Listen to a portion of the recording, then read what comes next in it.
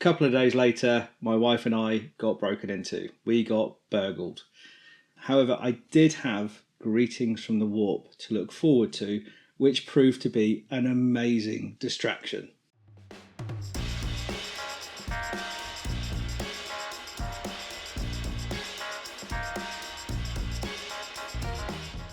Hello and welcome, my name is Tonka, this is Tonka Forge Wargaming, and today we're going to be talking about why I haven't posted for over 4 weeks. Now, just over a month ago, my good friend Ollie and I, Ollie SP, Ollie Paints, we played a game of Ultramarines versus Mechanicum. We had a fantastic game that is in the bank, that is ready to be edited. However, when I went to edit the video, my PC, my fantastic workhorse, 10-year-old PC, absolute unit, decided to stop working. Now that threw a spanner in the works. It made me think, do I go and get a PC which is like a pre-built gaming spec PC which is capable of doing video editing software? Do I do a self-build PC? Because that has been something I've always looked at. I've always thought, I quite fancy doing that, but I've never been brave enough. So that sparked quite a lot of conversation amongst a couple of friends, and it was just like, it's just like building IKEA furniture. And if it's like, well, I've built lots of IKEA furniture. Most of the furniture in this room is IKEA stuff. So if it's as simple as building IKEA furniture, then I was like, you go down rabbit holes and you're thinking, I could do this, I could do that. So there was a little bit of analysis paralysis. However, the bad luck didn't stop there. And whilst I'm putting kind of a bit of a cheery note on it for this video, unfortunately, my wife and I got burgled a few days later. Happened in the dead of night. They broke the locks. They got into the house. They basically did a sweep of the ground floor. Fortunately, they didn't take the Warhammer. They left my camera gear. They were just after cash. And they got what they wanted. And caused quite a lot of damage in the process. So the good news is, however, the silver lining is that the police have been very good, very proactive. I feel very fortunate in that respect. We did get some CCTV footage. It's not the best, but something is better than nothing. And there's a few other bits and bobs which are with the police, which I can't really talk about, otherwise I would be showing you the CCTV footage. So that's also had a massive impact on my mental health, wanting to protect the home. Now in the UK, we don't have access to some of the defensive measures that perhaps our friends over the pond in America have. We have to pretty much rely on, visual deterrence and good locks and CCTV. And, as much as I'd love to be installing a full-on suite of defensive measures that would rival films such as Platoon, sadly that's not available to us here in the UK, and we just have to let the police do their work. However, I did have Greetings from the Warp to look forward to, which proved to be an amazing distraction. So the Heresy Weekender, hosted by Andy and Chris over at Greetings from the Warp.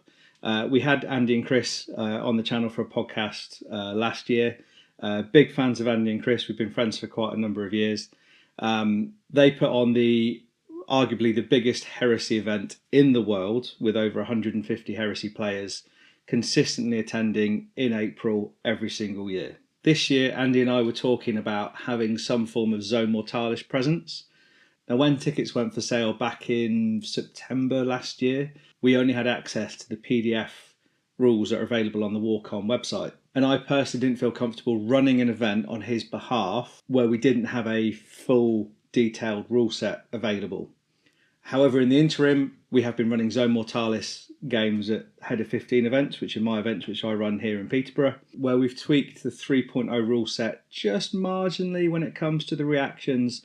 And those in our gaming group, those that come to like my events, that we all seem pretty happy. They seem pretty balanced.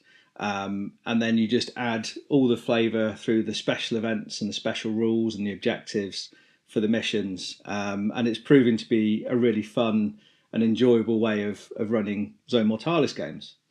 So instead of opening up ticket sales to Andy's event, we decided to have a mega battle. And as you know, with conversations about hobby, you're just thinking getting bigger and bigger and bigger. And in the end, we decided on 18 feet of Zone Mortalis terrain 8 players running a maximum of 2,000 points at any one time. So we had 16,000 points on the table on the Saturday. It was just insane. So I reached out to a couple of guys. I said, do you fancy giving this a go? And they were like, yes, I am in. Myself and Ian, Hobby Hobbit Gaming, absolute legend. I've got so much time for Ian just on a personal level. He's got a fantastic mind when it comes to rules writing. And he's also very good at picking up, helping edit my perhaps enthusiasm when it comes to writing missions. So we've worked on a previous event and we worked together on Greetings for the Warp for this big mega game.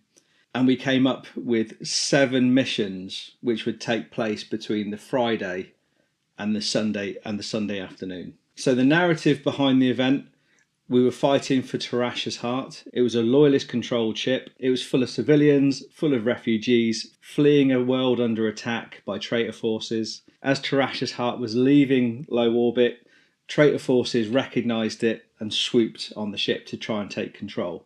Now, unsurprisingly, the traitor players decided to call it the snack box. That kind of sets the tone and the humour that we kind of approach these kind of big battles. So we had 7 missions, and the first mission, we had a fight on the outside of the ship. Space Marines in space. So essentially, the traitor forces and loyalist forces were fighting on the outside of the ship. So when we thought about this mission, we thought, well, how can we introduce some additional special rules to kind of make things a little bit more interesting without breaking the game? So, for example, we introduced a zero gravity rule where all shooting attacks were -1 strength and -1 damage. As you'll see from the photos, there was a couple of turrets. On a 6, at the start of the loyalist turn, on a roll of a 6, those weapon batteries, instead of shooting at the traitor ships, they actually fired at the troops that were on the tabletop. It was just absolute shenanigans. It was a great way to start the game, and I was actually kind of pleased in terms of the pure narrative that the traitor forces actually were successful in taking the outside of the ship, which leads us into the second game. So the second game was the hangar bay, securing the hangar bay. The traitors were trying to secure a beachhead on the loyalist controlled ship. So we had, bearing in mind we had 18 feet worth of table to play with, we introduced 4 landing zones that were essentially on the traitor board edge. And then we introduced a dynamic that at the start of the traitor turn, we referred to them as boats because it's just easier, but we had different landing craft. We were looking to introduce troop units onto the tabletop in kind of a controlled environment. So we could have repurposed the boarding torpedoes, which were designed by Karl Marx on Griffin. We could have introduced Dreadclaws and Cryptis and those sort of things for kind of a random way of deploying units across the table. But we wanted to kind of reinforce this kind of ships would come in, they would disembark the troops. There's an opportunity for the loyalist forces to destroy those boats and score some victory points. It just kind of kept the wave of reinforcements were a bit more interesting and a bit more thematic. So who were the players? So for the traitor side, we had Pow with his Emperor's Children, we had Sai with his Death Guard, and then we had 2 World Eaters players. We had Andy and Henrik. And then for the loyalists, we had Ian with his Alpha Legion, we had Mike with his Iron Hands, Matty borrowed some of my Imperial Fists, and then we had Mac with his Custodes. So for the second mission, loyalists deployed first, then the traitors set up 75% of their army on the table because they successfully took the outside of the ship in mission 1, which was quite a cool little dynamic. And then from turn 2 onwards, the boats started arriving, and you could move units in from reserve, so the back edge of the board. Alternatively, traitors could deliver units on a boat a little bit easier on a 2+ rather than the 3+. Again, to get that kind of theme going, you know, you'd see the initial press of troops run up from the traitor side, and then you get like more units coming up and just like kind of feeding the assault, and it was just it was beautiful. In the end, we actually played all day. That was a group decision between all of us because we were looking at the way the game was going. people were really getting stuck into things. I think at one point all of the Custodes units were in combat on the same turn. So Mac was running literally the full length of the board, the full 18 feet or whatever it was, trying to make sure he was there to kind of fight all of his battles. And the same again happened with the World Eaters players. It got to the point where it's like, right, you need to tell them what that unit does and they can roll the dice for you, because there was just so much going on. So for a lot of you, will be like, oh my God, an entire day's gaming. Like me personally, I've never been a fan of apocalypse games. I always found that I would get quite bored quite easily, and that was something I was really worried about. Now, bearing in mind, we as a group got together probably again around September time, and we've been having regular kind of online chats every kind of 4 to 6 weeks. I was really like vocal with the guys. I said, listen, we're going to have game time and then we're going to have break time. So we'll power through for like maybe an hour, well, maybe an hour and a half, and then we'll have like a 10-20 minute break. We'll stop for lunch, we'll stop for dinner and whatever. But I want to make sure that everyone is engaged all the time. And something I was really acutely aware of is there was a couple of times throughout the weekend where I'd be like, boys, what's going on? We need to be doing stuff. And they were like, oh, right, okay. And then, we'd be able to we're able to kind of get things going again, which was really positive. Now, incredibly, at the end of the second game, despite all of the resources and all the meticulous planning on perhaps mine and Ian's part, the Loyalist forces actually took the field. So they actually were successful in repelling the traitors from establishing a beachhead on the ship, which was massive. When it came to the Sunday, we decided together, owing to time constraints, that we'd only played 2 of the 7 missions we'd actually had planned. We decided to play the Underbelly mission, where 2 forces were exploring the underbelly of the ship, and the refugee mission, the evacuation of civilians and refugees. So again, there was strong narratives behind each of these missions. So when it came to the refugee evacuation mission, we thought to ourselves, who would actually be involved with that? Now, World Eaters automatically sprung to they would be chasing refugees and civilians with complete abandon. They would just be going for hell for leather. So we had the 2 World Eaters players, and then when it came to the Loyalist forces, we were thinking, well, Custodes might be a natural choice. I mean, Salamanders would have been the perfect choice, but we thought Custodes is probably a bit below Custodes. Like, they wouldn't particularly care about that. They would be thinking of kind of the bigger picture. So we decided to put Matty and Ian's Alpha Legion and Imperial Fist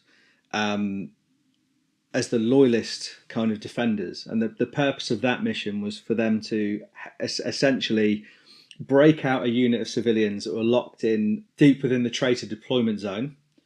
But equally, there was pockets of civilians around the tabletop that both armies were essentially trying to capture. And obviously the Loyalist forces were trying to evacuate them, and the traitor forces were trying to sacrifice them to the Dark Gods. That's probably the most politically correct way of what actually happened. But it was part of the narrative. But for the exploring the underbelly, so this was something that I had seen Emperor's Path Sam do probably about 8 or 9 years ago when he ran Zone Mortalis events, back in the good old days.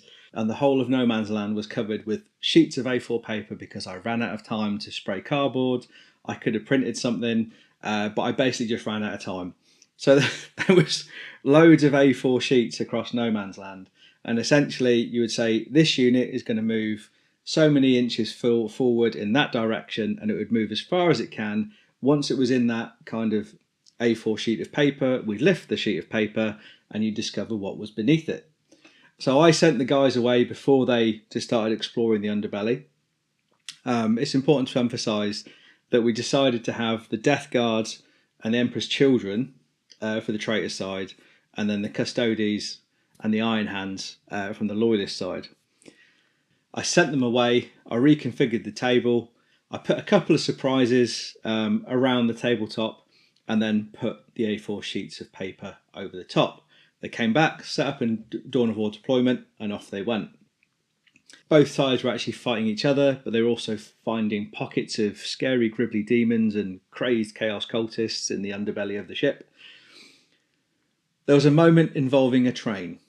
Now, for those that have listened to 3 Bugs, 1 a Monster podcast, Tuggy, bless him, he got really excited when he saw one of my latest boards.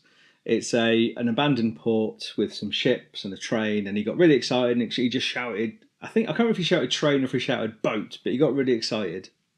And ever since then, I'm trying to like just randomly introduce trains to my terrain boards. There was a moment where a Custodes dreadnought and an Iron Hands dreadnought was walking down the track towards the traitor deployment zone. And I was thinking, there's a train there. Wouldn't it be really funny if that train just launched forward at the start of their turn? So I was like, choo-choo. We sent this train hurtling up the track, crashed into the two Contemptors. Amazingly, didn't cause any damage to the Contemptors. They just braced for impact, hit it with a fist. It exploded, and then 10 demons jumped out and attacked the nearest unit of Custodes. Absolute scenes. Both Michaels, Mac and Michael, both fully embraced the narrative and the stupidity. It was just the fact that nothing happened was probably the funniest thing, because you could just see their faces. They were just like, "Oh, what is going on?" So yeah, the train derailed. Demons jumped out and started attacking some of the Custodes around it. It was just that's how I like to play.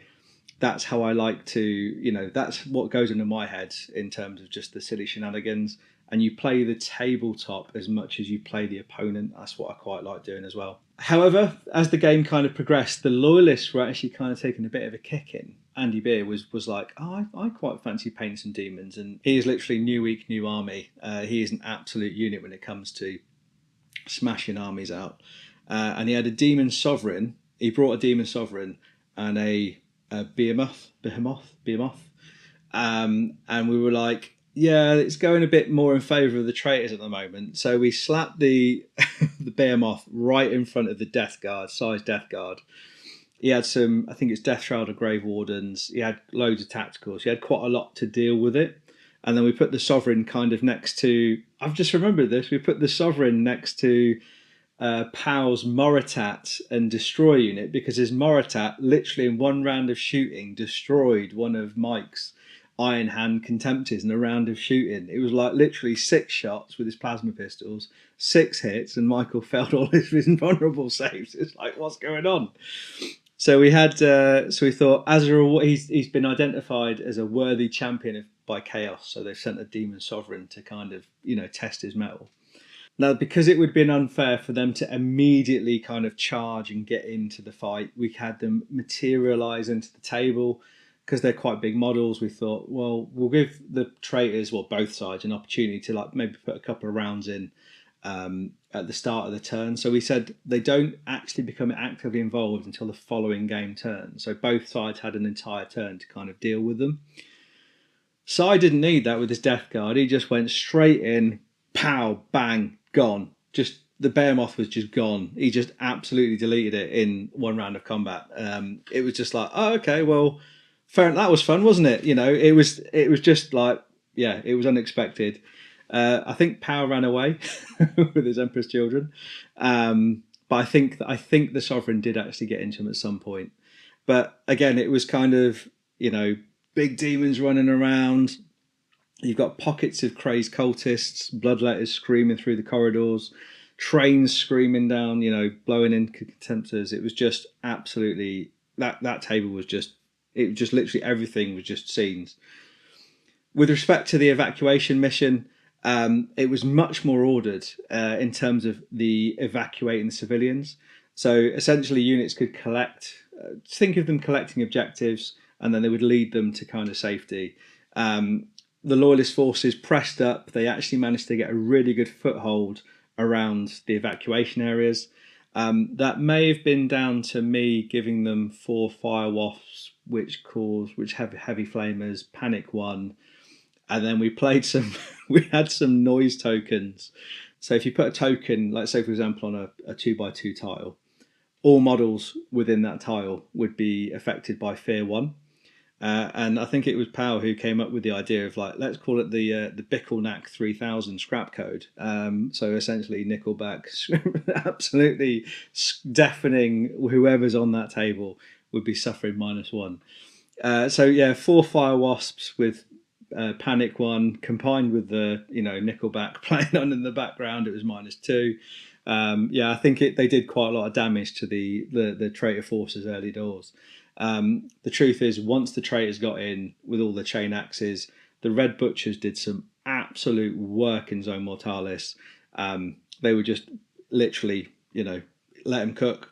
Just let them cook. They were literally just butchering their way through. So it was really cool to kind of see that kind of maniacal, mindless kind of just running forward, just chopping everything from the World Eaters, and a kind of a very regimented, well thought through and planned, meticulously planned defensive perimeters around the objectives to help the civilians get off. Now, at the end of both of those missions, Loyalists won both of them, and I was just like, what is going on? Like, why can't the traitors catch a break? But they've all been close games to this point. But yeah, it was like, come on, traitors, you need to up this. Now, those following this far will be realising, well, that's only 4 missions, and you wrote 7. Yes, I did. I was ambitious. We got to lunchtime on Sunday, and we realised, let's play those missions out, and then we'll have like a command room, like a command throne throwdown, which was always part of the plan. So for the last mission, we went from playing on 18 feet of table down to just a 6x4 with 8 players, all running a HQ, an elite, and a troops choice. And that was it. That's all we were playing. And whilst all of the missions were fun all weekend, I think the guys enjoyed the last mission the most because it was just absolute chaos. So for this mission, we had 1 objective in the middle and then 4 additional objectives. Essentially, once you scored them at the end of the game turn on a 4+, they burn. And unsurprisingly, the outer objectives burned, I think, by turn 2. There's only 1 objective in the centre. So it just became an absolute, like, sprawling melee just in the centre of the table. It was just absolute carnage. I think one of the coolest parts of the final mission was Michael's Gorgon Iron Hand Terminators were just literally on the central objective with Vanguard 3, literally just feeding units. Units were coming in, and he was just like, pow, get off. Next unit, pow, get off. And he had this like illustrious last stand in one of the, we've coined them kill boxes from Print Minis. They're little rooms that they've done, which are amazing. They're so cool.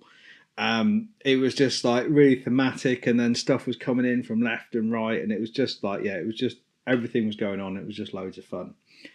However, when all was said and done, when we did the Butcher's Bill, again, it was a Loyalist victory. And it was like, what is going on? What is going on? Now, something else you might have seen, there was a mega battle. It was an 18,000 point game of 30k, hosted by Greek Steve, absolute legend, such a lovely bloke.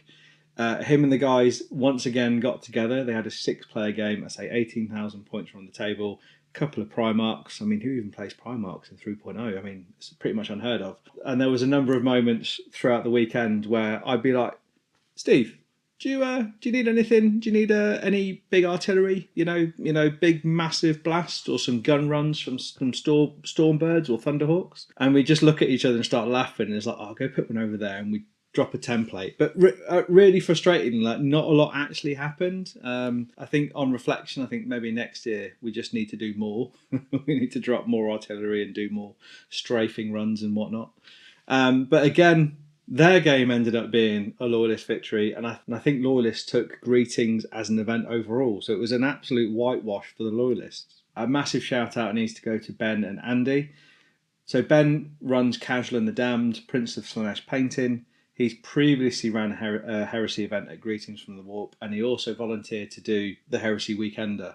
And I think it's really important to emphasise that people often run these events, they're volunteers. It gives them an opportunity to basically run the biggest Heresy event in the world, which is absolutely insane.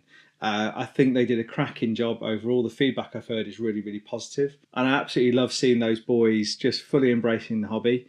And I was also massively grateful. They actually, in association with another chap called May, they had Mind, which is a mental health charity here in the UK, and Andy's Man Club. I am part of Andy's Man Club. I am a volunteer facilitator. They had those up on the screen throughout the weekend, just raising a bit of awareness. We raised £1,000 for Mind charity, which is phenomenal. And I also had the opportunity to stand in front of everybody, talk in front of maybe 100+ people about Andy's Man Club. What it does, what it offers, and the fact that it's been a massive benefit to me over the past 18 months. And last but not least, I've never seen so many awards. Like, there was so many awards. There was, and like the painting, they've reintroduced the painting again. The I know we always say this in Heresy, like the standard is insane, but like the standard is insane. Like the amount of time and effort that people put into their armies is absolutely phenomenal, and I'm really glad to see that that's being rewarded at that level. So there was a painting awards, and then there was the kind of the favourite player awards for both the singles and the doubles. So yeah, it was quite a marathon award ceremony, and fair play to the boys for sorting all of that. And it's also probably worth mentioning the Heresy Bingo on the Saturday night was just, again, fantastic. The prizes were insane. It was like super heavies, there was combat boxes, there was even the very sought after Custodes army bundle that's come out recently that's just impossible to get hold of. So yeah, it was a really it's just what a weekend, an absolutely fantastic weekend. And in terms of next year, well, discussions took place on Sunday evening when we went for food. So it's definitely happening next year, and I'm really hopeful it'll be the same 8 guys again. It has been coined as the world's largest Zone Mortalis table. I'm happy to be wrong. I'm happy for someone to come and say, no, we did 19 feet of Zone Mortalis. By all means, please do. But next year, tongue in cheek, we are looking to do a 19 by 4 foot Zone Mortalis table, just to say that we've gone slightly bigger than last year. And then we'll introduce that into the missions and the games over the weekend. Thank you very much for watching. I always say this, but I am so grateful for everybody that supports me, encourages me, watches these videos, likes, subscribes, comments below, talks to me about these, about the hobby. Despite crime, I am trying my absolute hardest to live my best hobby life at the moment. And I'm just really, really grateful. And I'll see you next time. Cheers.